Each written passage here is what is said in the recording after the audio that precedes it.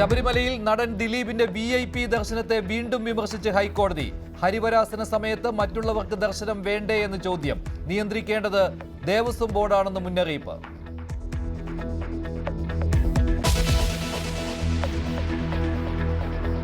ആദ്യമായി ഒരു ഇന്ത്യൻ വൈദികൻ നേരിട്ട് കർദിനാളാകുന്ന ചരിത്ര ദിനം ഇന്ന്.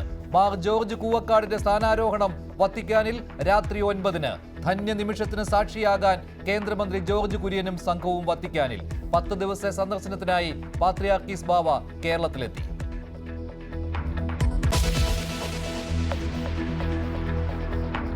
മല്ലു ഹിന്ദു വാട്സ്ആപ്പ് ഗ്രൂപ്പ് ഉണ്ടാക്കിയതിൽ കെ ഗോപാലകൃഷ്ണൻ IAS-ന് സർക്കാരിന്റെ കരുതൽ.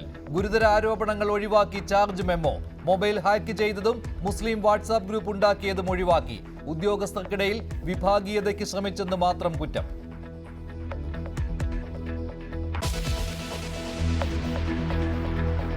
അഡലേഡ് ടെസ്റ്റിൽ ഓസ്ട്രേലിയക്കെതിരെ 1-ാം ഇന്നിംഗ്സ് ലീഡ് വഴങ്ങി ഇന്ത്യ.